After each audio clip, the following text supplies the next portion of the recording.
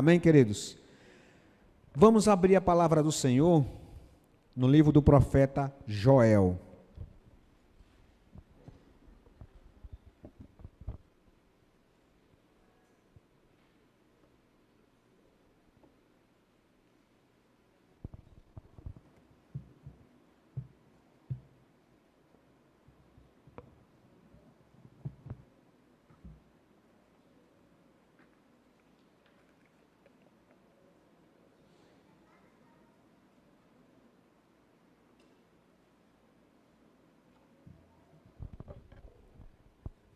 E as crianças são ensinadas desde cedo a orar, né? Terça-feira eu participei rapidamente do encontro de amigos de missões. E aí na hora, Adriele, quem vai orar? Para terminar. E aí, sem pensar duas vezes, Ada disse, eu vou orar. Ada, meus irmãos. Fala baixo, para não ouvir, né? Hoje ela está conversando, mas é assim mesmo. Então a ela eu vou orar. E aí orou. E orou direitinho, em nome de Jesus. Tem irmão com 70 anos, já que nem ora em nome de Jesus no final. Ela no finalzinho, em nome de Jesus, amém. Eu disse, meu Pai eterno. Então, precisamos estimular as crianças, já desde cedo, a estar orando e à disposição. Ela disse, eu vou orar, não teve medo não, eu quero orar. Então, glória a Deus aí pela vida das nossas crianças. Meus queridos, a mensagem de Joel. Nós já começamos na semana passada a falar sobre o livro dos 12. Lembrando que nós estamos falando dos profetas menores, que estamos concluindo a leitura bíblica. Tá? Então, já estamos quase encerrando a igreja lendo a Bíblia toda. É uma experiência maravilhosa, queridos. Uma experiência maravilhosa. A gente começar a ler aqui, todos juntos, terminar a Bíblia. Não foi a leitura bíblica em um ano, porque não estamos interessados em correria, mas em qualidade, 2 capítulos por dia. Pela graça do Senhor, já estamos encerrando, estamos no livro dos 12. E o livro é assim chamado dos 12, porque são 12 livros e são chamados profetas menores, porque os seus escritos são pequenos, são mais reduzidos, são mais zipados, Então, essa semana já entramos em Joel e já estamos em Amós, e teremos também a oportunidade de falar sobre Amós, profeta maravilhoso, profeta da justiça social, Amós. E hoje nós vamos ver sobre Joel. E eu quero que você acompanhe conosco, também projetado aí Joel, só o capítulo 1, versículo 1, só para a gente iniciar.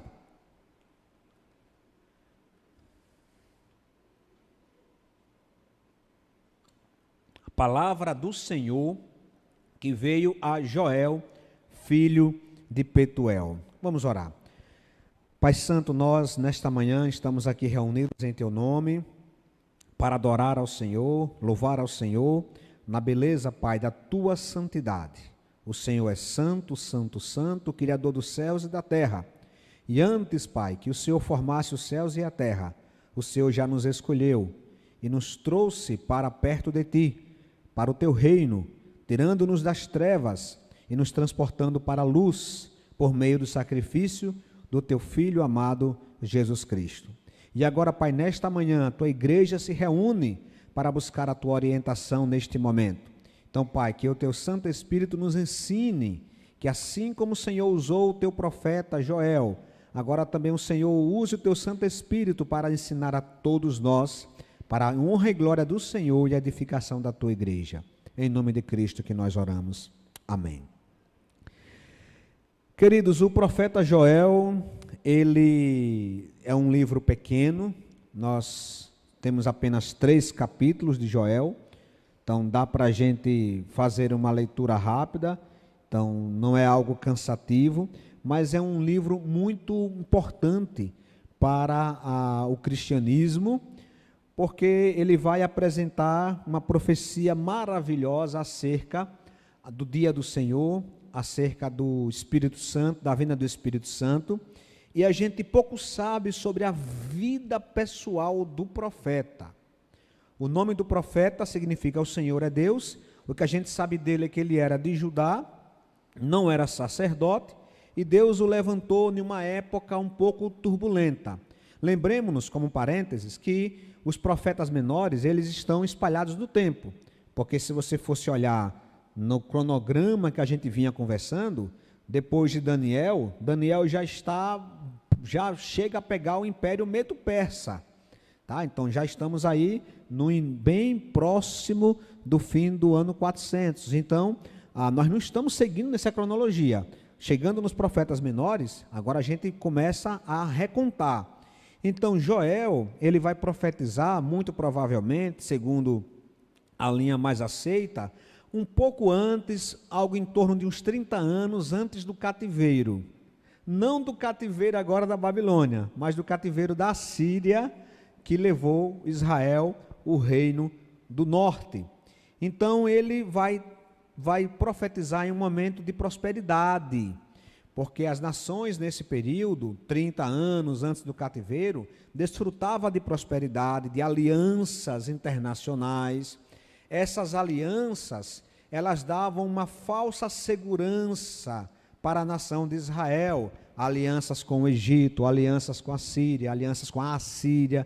Então, era um momento de uma certa bonança, mas o povo estava vivendo em desconformidade com a palavra de Deus. E aí acontece que, em certo momento, na geração de Joel, Deus manda uma praga de gafanhotos e uma grande seca. Então, em meio àquele período de bonança, Deus manda uma grande praga de gafanhoto e de seca, e isso trouxe uma grande calamidade para o povo. E Joel, então, se levanta como profeta e diz: olha, esta praga é para que vocês entendam que ela foi enviada por Deus como pré-anúncio daquilo que haverá de acontecer, quando Deus haverá de julgar os povos, um dia de julgamento do Senhor. Então essas calamidades, esse prenúncio do grande dia do Senhor, que é o tema central do livro de Joel. O livro de Joel, se a gente fosse colocar, qual o tema central do livro de Joel? O dia do Senhor. Lembremos-nos que o dia do Senhor na Bíblia tem dois significados. O dia do Senhor como dia de domingo, dia de descanso, dia de confraternização, dia de consagração, de adoração da igreja reunida, que a partir da ressurreição de Cristo passou o dia separado para isso. João, por exemplo, quando estava na ilha de Patmos, ele teve a sua revelação no dia do Senhor, num dia de domingo. Mas também o dia do Senhor na Bíblia é chamado daquele dia do retorno de Jesus Cristo. O dia em que o Senhor virá e restaurará todas as coisas e inaugurará o seu novo reino. Dito de maneira bem popular, dia do Senhor é o dia do fim do mundo. É o dia do fim do mundo. Então, o livro de Joel, então, traz essa grande temática. Mas nós vamos perceber que, assim como Joel e os demais profetas, o livro, ele traz essa mensagem, mas ele traz uma mensagem de revelação sobre o dia do Senhor, mas com um grande objetivo. O objetivo do livro de Joel é um Deus que se apresenta para o seu povo, um Deus que ama o seu povo e um Deus que não quer ver o seu povo andar nos caminhos errados, desviar-se dos seus caminhos. Por isso, queridos, que precisamos compreender que o livro de Joel é voltado para a nação de Israel. Não sei se os irmãos estão acompanhando o noticiário. Depois de muitas décadas, dos anos 70, Israel está em guerra novamente. Ontem, talvez na sexta-feira para o sábado, no fuso horário lá de Israel, grupos terroristas do Hamas atacou violentamente Israel. E pelo que eu já vi nas contas, já foram mais de 300 judeus mortos. E eles se infiltraram em diversos pontos da nação de Israel, alguns pularam uma cerca que existe na faixa de Gaza. Essa faixa de Gaza é uma região de 40 quilômetros de extensão, por em torno de 10 quilômetros de largura, por isso que chama de uma faixa. E da faixa de Gaza lançaram milhares de foguetes, e há vídeos e relatos de pessoas sendo mortas, idosos sendo mortos nos pontos de ônibus, famílias sendo atacadas e mortas nos seus carros, uma calamidade, e nós precisamos orar pela nação de Israel, orar pela paz no Oriente Médio, e nós não podemos, meus irmãos, ter uma teologia distorcida acerca disso. Veja só, Israel continua sendo o povo de Deus. Não estou falando agora de salvação. Salvação só há em Jesus Cristo. E há um remanescente judeu que crê em Jesus. Mas Deus não abandonou o seu povo original. Deus não abandonou. E há muitas profecias que falam acerca disso no fim dos tempos. Paulo vai deixar isso claro em Romanos, que no final dos tempos, antes desse grande dia de Joel, haverá um grande avivamento do povo judeu. Haverá uma conversão em massa do povo judeu. As pessoas, meus irmãos, elas nutrem um ódio histórico pelo povo judeu, que não há nenhuma outra explicação a não ser pelas Escrituras. O fato de ser judeu já gera ódio nas pessoas. E a gente percebe como que isso tem relação espiritual. A nação de Israel, ela foi criada recentemente. Então, no ano 70 depois de Cristo, houve a destruição de Jerusalém pelo general Tito, e depois desse ano 70, houve a chamada diáspora dos judeus, onde houve essa grande dispersão dos judeus ao longo dos milhares de anos. E agora, recente, em 1948, é que o povo judeu voltou a ser uma nação. No bojo da ONU, se cria a nação de Israel, e eu não sei como a gente não pode ver isso como profecia. Não sei como, meus irmãos. Depois de 1/3 dos judeus serem mortos no Holocausto, então se cria aquela nação de Israel. Só que tem um problema, né? Existem aqueles conflitos históricos. Os palestinos são os descendentes de Ismael, parentes, são irmãos, né? Mas existe essa confusão histórica, mas nós precisamos orar por Israel, porque a palavra do Senhor também nos convida a orarmos pela nação de Israel, orar pela conversão deles. Eu sei que alguns irmãos, às vezes por falta de uma apuração melhor na palavra de Deus, ou por outras questões, acha que Israel não é nada, que a nação de Israel e a nação e Afeganistão, tudo são a mesma coisa. São pessoas como qualquer outras pessoas, mas Israel tem um lugar no coração de Deus. Por quê? Pergunte a ele. Pergunte a ele. Deus, por que você tem um xodó, um borogodó com Israel? Pergunte a ele, né? Isso a gente sabe, inclusive nós, como igreja, na linguagem simbólica, nós somos enxertados nessa proposta inicial, já que Israel de início veio para o que era os seus, e os seus não receberam, mas os que o receberam, deu-lhes o poder de serem feitos filhos de Deus. Então nós estamos no tempo dos gentios, vivendo o tempo dos gentios, mas anote aí, o tempo deles voltará. Profecia bíblica, isso é tão claro, meus irmãos, porque nós não podemos, eu não vou falar sobre isso hoje, mas a gente não pode pegar as inúmeras profecias do Antigo Testamento e dizer que elas são para a igreja, todas elas não são. Há profecias que são para a igreja e há profecias que é para a nação de Israel, para o povo, etnia. Jesus é judeu, ele veio de um ventre de uma judia, ele se criou como judeu, ele participava do judaísmo, ele circuncidado, tudo certinho, ele teve esta criação. Pela graça do Senhor, Israel falhou, mas a proposta do Senhor era que todas as nações tivessem essa oportunidade de crer em Deus, e hoje nós estamos aqui, gentios. A gente não precisa guardar tabernáculo, não precisa guardar festa judaica, somos gentios, mas os judeus têm o lugar deles e precisamos orar. E antes de você querer jogar pedra, talvez, no povo de Israel, lembre-se, Israel é a única nação democrática no Oriente Médio, Israel é a única nação que tem um parlamento com árabes, com minorias étnicas fazendo parte do parlamento. Israel é a única nação que permite que você exerça sua liberdade religiosa. Você pode ser ateu em Israel, você pode orar você pode ser de qualquer tipo de religião esquisita em Israel.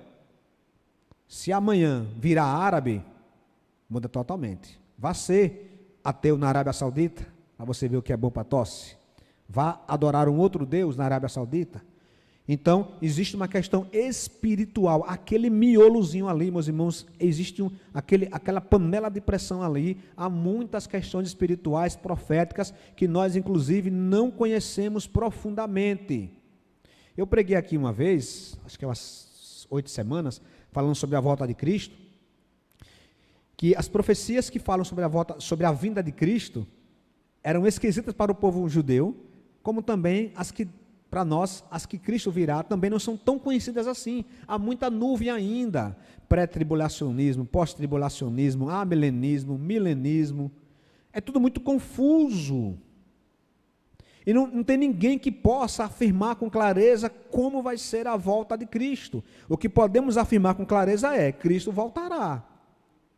E isso para nós basta. Então, queridos, ore por Israel. Então, a mensagem de Joel é para um povo. E Deus mostra para o povo de Israel, e preste atenção agora, a partir de Israel para a igreja, Deus vai mostrar, meus irmãos, na mensagem de Israel, que ele primeiro corrige o seu povo.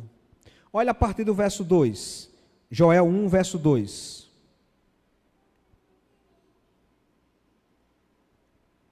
Ouçam isto, anciãos, escutem, todos os habitantes do país. Já aconteceu algo assim nos seus dias? Ou nos dias dos seus antepassados? Contem o que aconteceu aos seus filhos, e eles aos seus netos, e os seus netos à geração seguinte. O que o gafanhoto cortador deixou, o gafanhoto peregrino comeu. O que o gafanhoto peregrino deixou, o gafanhoto devastador comeu. O que o gafanhoto devastador deixou, o gafanhoto devorador comeu. Acordem, bêbados, e chorem, lamentem todos vocês, bebedores de vinho, gritem por causa do vinho novo, pois ele foi tirado dos seus lábios. Queridos, Deus, ele ama o seu povo, ama tanto que o disciplina, ama tanto que o corrige. Então Joel está dizendo para o povo de Israel, dizendo: povo, nação que Deus ama, povo escolhido de Deus, vocês estão se desviando dos caminhos do Senhor. Por isso Deus tem mandado essas calamidades. Deus agora manda uma grande praga de gafanhoto, uma grande seca. Estamos falando de uma cultura, de uma nação eminentemente agrária, sem irrigação como nós conhecemos hoje. Eles dependiam totalmente da chuva, tinham que depender do Senhor. Então Deus vai dizer mais na frente que ele estava mandando chuva, tinha retido a chuva, e ainda faltavam 3 meses para a colheita, porque chuva não pode ser na colheita, chuva tem que ser antes da colheita para poder a planta crescer. Então ele está dizendo: olha, observem, vocês estão desviando, meus irmãos, nesta época aqui de Joel, que Joel profetiza, o reino do norte, meus irmãos, depois da divisão, quando Salomão morre, Roboão, ele assume a monarquia, mas Roboão é um jovem inexperiente, é um jovem soberbo, e Roboão então ele divide o reino. Jeroboão, que era um escravo, assume o reino do norte, Israel, que é a parte mais parruda, a parte maior da nação, fica para Jeroboão, e abrindo aspas, hoje Israel não tem mais isso. A nação hoje de Israel, sabe, o Mar da Galileia, Cafarnaum, toda aquela região, inclusive Nazaré, toda aquela região não é mais Israel hoje é Cisjordânia, não é mais Israel. Israel hoje, a nação de Israel é bem menor do que era a nação lá atrás. Então, toda essa parte do reino do norte, maior, grande, veio o rei, em cima de reis e mais reis e mais reis e mais reis. Não teve um rei em Israel que tenha feito o que o Senhor aprova. Judá era uma sanfona, né? Ora era santo, ora era profano, os reis. Então, os reinos de Judá eram assim. Apareceu um rei que era santo, aí seu filho, não, outro era santo, ficava assim, Judá. Mas Israel era só assim, ó. Um era pior do que o outro. Se você chegasse em Samaria, e até em Jerusalém também, tá? Mas sobretudo chegasse em Samaria, você entrasse, você fosse transportado para Samaria, por volta aí do ano 750, por volta do ano 800 antes de Cristo, você ia dizer: eu não estou na nação de Israel, eu estou na Grécia, eu estou em uma região pagã, porque era você andando, e onde tivesse um lugar alto, era um poste sagrado com um ídolo. Onde você andava, você via acontecendo sacrifícios pagãos.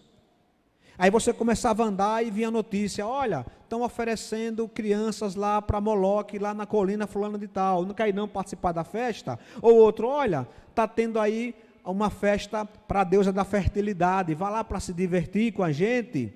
Você chegava em Israel, você dizia: eu não estou na terra santa.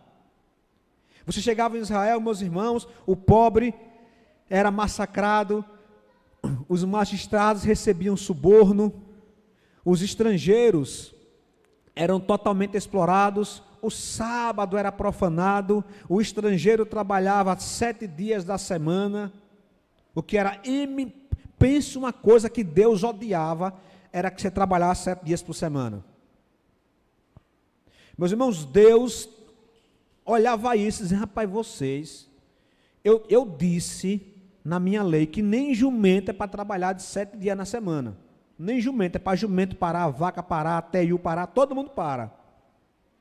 E vocês querem trabalhar? Era tão forte a lei de Deus, que quem trabalhasse no sábado tinha que morrer. Mas o povo fazia o quê? Dava um jeitinho, e fazia, e quem é que iria matar? Eram os magistrados, queriam julgar a causa, mas os próprios magistrados recebiam suborno e faziam a chamada vista grossa. Sabe aquela lei que não vinga? É lei, mas não tem aplicabilidade, né, Adi? Então você não, né? Então, assim era a lei de Deus. Então você chegava em Israel, você via isso. Então Deus fez o quê? Deus, nos dias de Joel, mandou uma grande praga de gafanhoto e uma grande seca. Se o povo tivesse ouvido, não teria ido para o cativeiro. Porque, queridos, o cativeiro que o povo de Israel do norte vai, foi pior do que o cativeiro da Babilônia. Há registros históricos feitos em pedras, isso é catalogado, isso é arqueologia. E Joel vai dizer aqui, não sei se é Joel ou se é Amós, estou na dúvida agora. Diz que eles seriam levados pelo nariz, com argolas. Existe na arqueologia já catalogado que a maneira como os assírios levavam os prisioneiros era desse jeito: faziam argolas no nariz ou no lábio inferior e ia passando uma corda. Já sendo levado prisioneiro, parecendo, não pode nem dizer corda de caranguejo, porque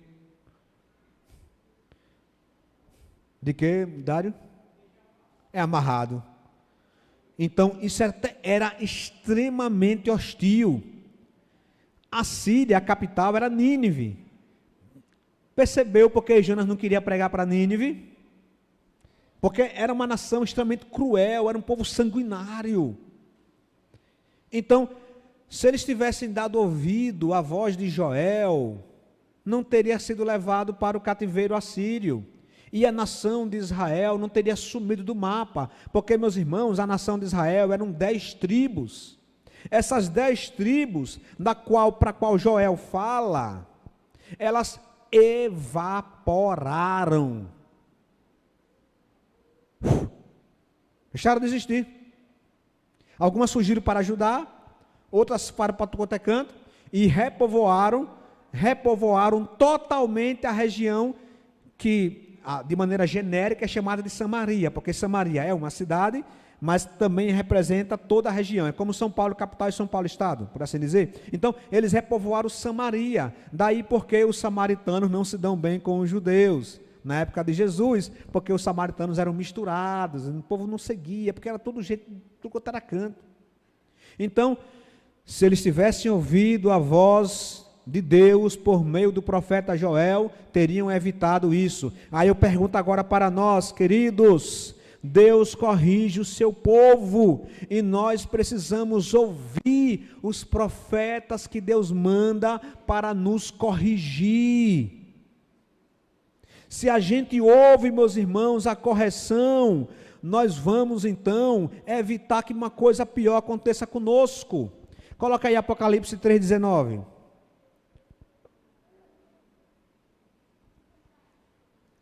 Apocalipse 3,19. Repreende e disciplino aqueles que eu amo. Queridos, preste bem atenção. Hoje Deus envia para a sua vida como profeta, sabe quem? É um amigo. Como profeta, a mãe e o pai, então, é profeta por excelência. Quem ouve mãe e pai já está no nível de santidade das galáxias, sabe? Se você ouvir a mãe e seu pai, o seu nível de santidade já é de Plutão para cima, se fosse botar assim.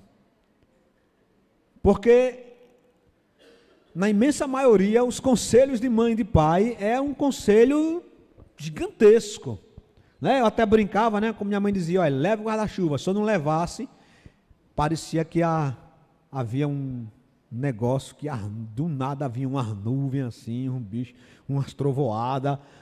Eu disse: rapaz, não é que vai chover mesmo, não é misericórdia, né? Então, é um cônjuge. Ouça o seu cônjuge. Às vezes o cara: ó, fulano, faça isso. Beltrano, ó, mulher. É um amigo, é um irmão, é um professor de escola dominical. Deus hoje nos envia diversos profetas que falam: rapaz, olha, mude. Aí você: que nada, isso é besteira, eu vou dar jeito, eu vou conseguir. Fulano, observe sua vida, fulano.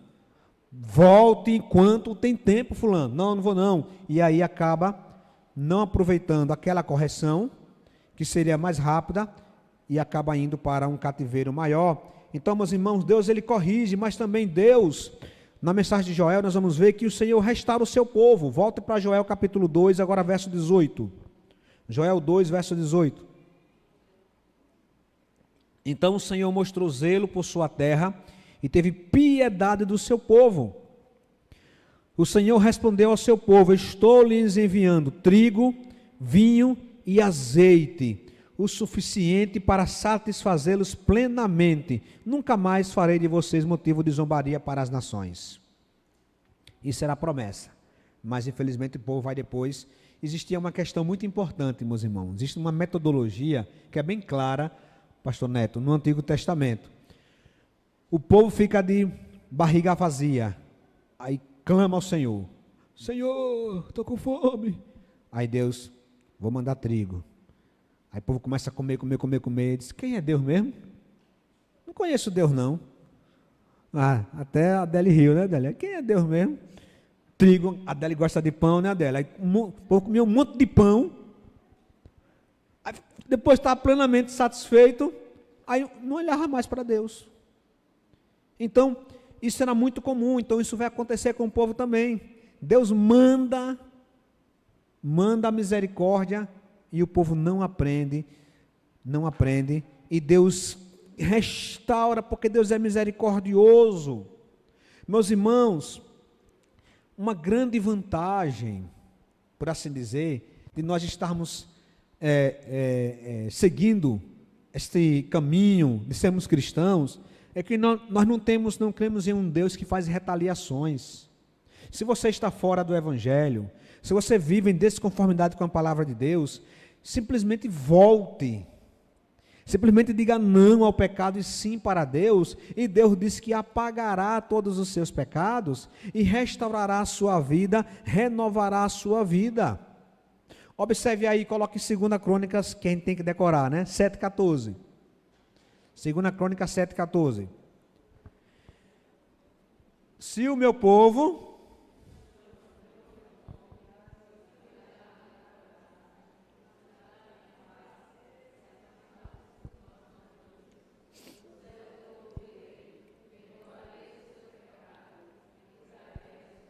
Esse é o nosso Deus. Não sei por que algumas pessoas pintaram uma ideia distorcida de Deus do Velho e Novo Testamento, como se houvessem dois deuses. O nosso Deus, meus irmãos, é um único Deus.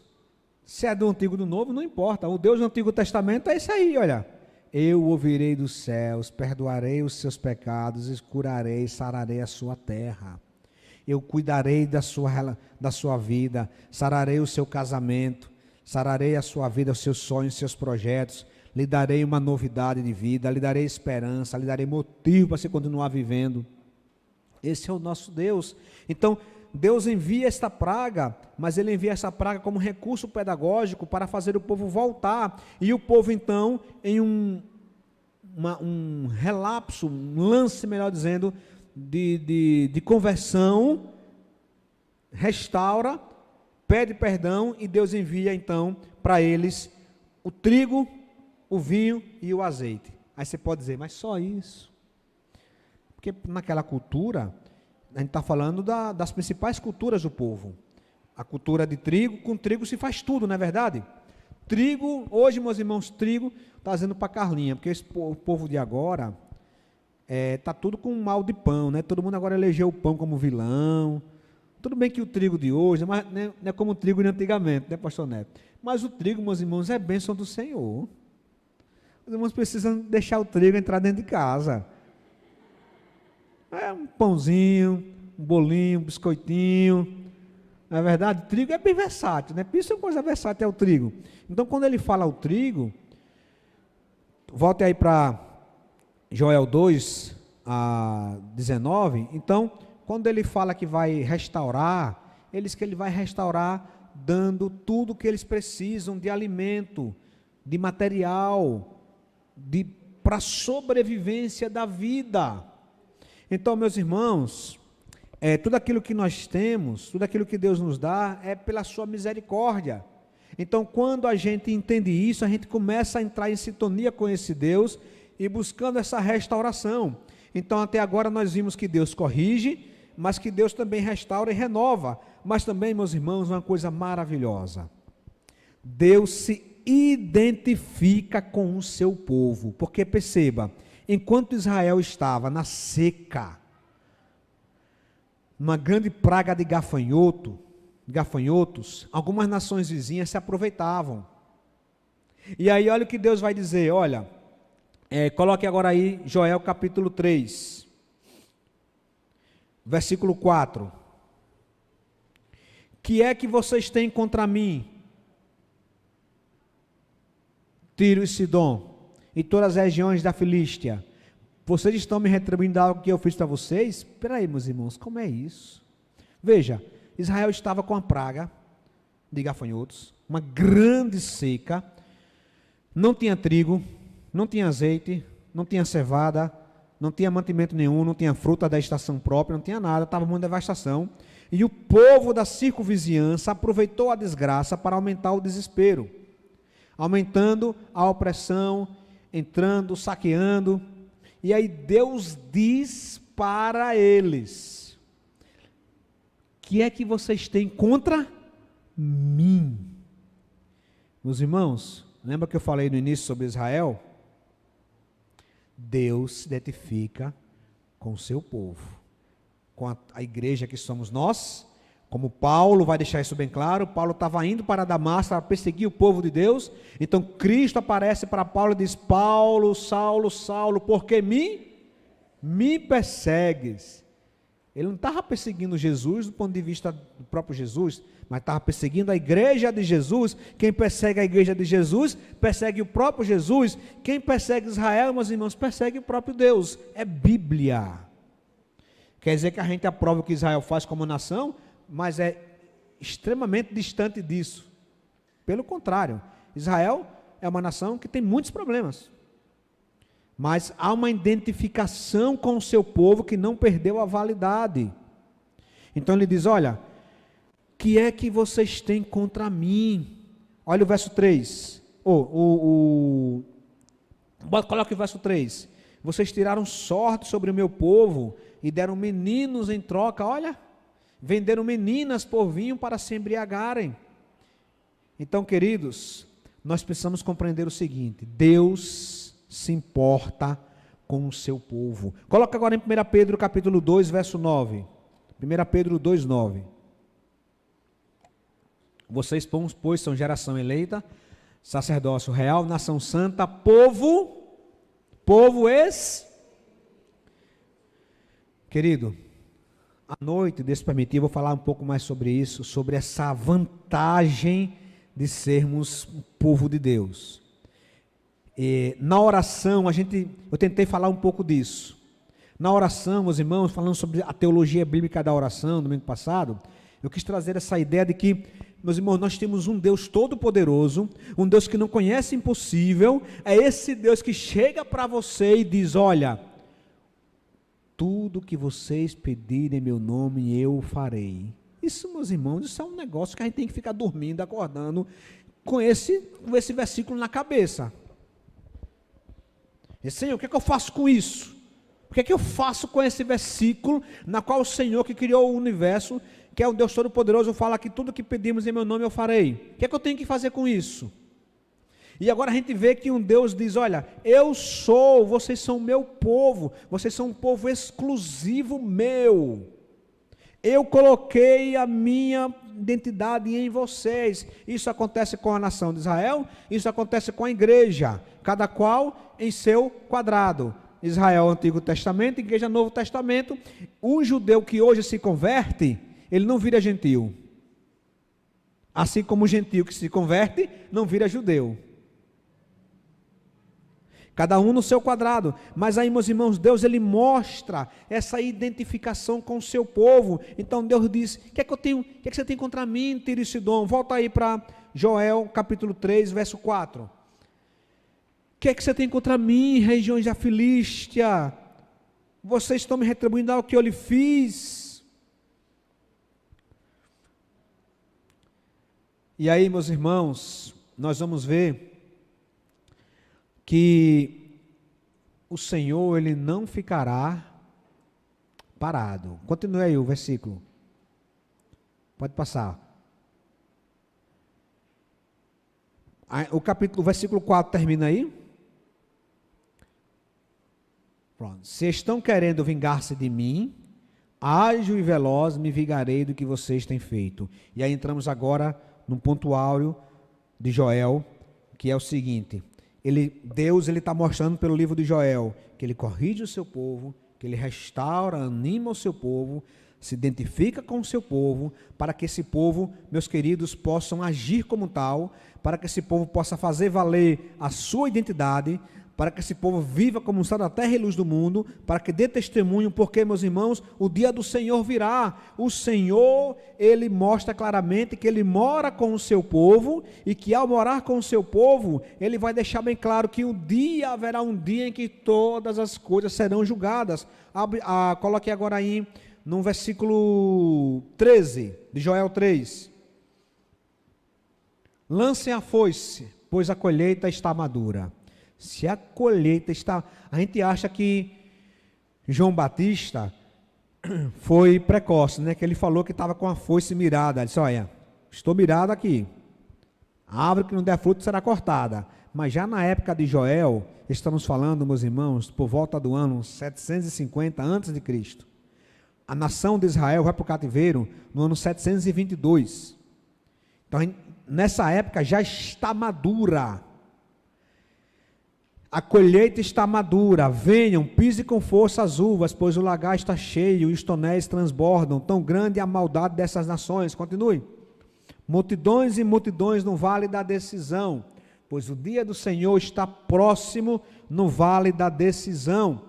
O sol e a lua escurecerão, e as estrelas já não brilharão. O Senhor rugirá de Sião e de Jerusalém. Levantará a sua voz, a terra e o céu tremerão, mas o Senhor será um refúgio para o seu povo, uma fortaleza para Israel. Aí aqui, meus irmãos, é uma profecia para Israel. Para Israel. E nós entramos aí como essa extensão para o seu povo. Então vocês saberão que eu sou o Senhor, o seu Deus, que habita em Sião, o meu santo nome. Jerusalém será santa e os estrangeiros não a conquistarão. Aqui estrangeiro está falando, meus irmãos, sobre pessoas que não creem em Deus, que não foram aí comprados pelo sangue de Cristo. Meus irmãos, já indo para o nosso fim, o dia do Senhor é um dia terrível. O dia do Senhor, estou querendo ver se eu encontro aqui em Amós, que eu estava lendo Amós, porque é o seguinte, o dia do Senhor, alguns acham que vai ser bom. Deixa eu ver se eu encontro aqui, meus irmãos, porque eu coloquei na outra Bíblia. Quando você pega uma outra Bíblia, parece que os capítulos pulam, né? Meus irmãos passam por isso? Na Bíblia que eu uso, eu acho mais rápido. Quando vem para aqui, parece que a Bíblia aqui muda de idioma, mas veja se vocês encontram aí em Amós, capítulo 5, né? Deixa eu ver aqui. O dia do Senhor, pronto, olha aqui. Olha, coloque aí. Obrigado, pastor Neto. Amós capítulo 5, verso 18. Ai de vocês que anseiam. Você pede pelo dia do Senhor, cuidado, viu? Porque se você não for crente, o bicho vai pegar. Ai de vocês que anseiam pelo dia do Senhor. O que pensam vocês no dia do Senhor? Vamos orar. Maranata, Maranata, como está a sua vida, querido? Você de fato nasceu de novo? Você de fato tem andado com Jesus Cristo? Então cuidado com Maranata. Maranata, meus irmãos, é trevas, não luz, para os que se perdem. Maranata é dia de trevas, não de luz. Continue no verso 19. Será como se um homem fugisse de um leão e encontrasse um urso. Como alguém que encontrasse em sua casa e encostando a mão na parede e fosse picado por uma serpente. Olha só que coisa. O dia do Senhor será de trevas e não de luz, uma escuridão total, sem um raio de claridade. Veja, Cristo vai dizer, meus irmãos, que nesse dia o sol ele fugirá da presença de Deus. Então imagine um momento sem nenhuma luz. Luz artificial não vai existir, porque estamos falando de uma questão cataclísmica. Então imagine, sem luz solar, sem energia elétrica, melhor dizendo, sem lua e sem sol. Imagine, é isso que ele está querendo dizer aqui. Imagina um momento, ele está dizendo, olha, é escuridão total, sem um raio de claridade. Logo ele vai dizer, verso 21, eu odeio e desprezo as suas festas religiosas. Os irmãos estão compreendendo?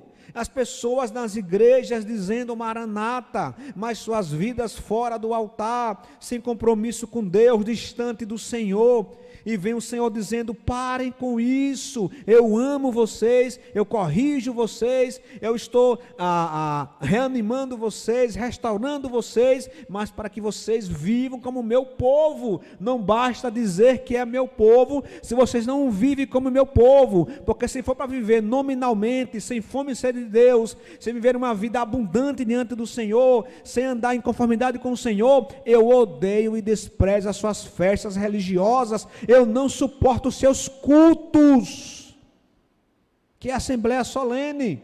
Eu não suporto os seus cultos. Eu estou a ponto de vomitar.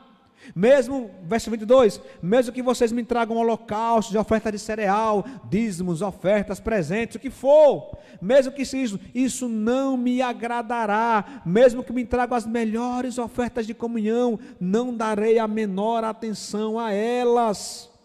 Afastem de mim, diz o verso 23, o som do grupo de louvor.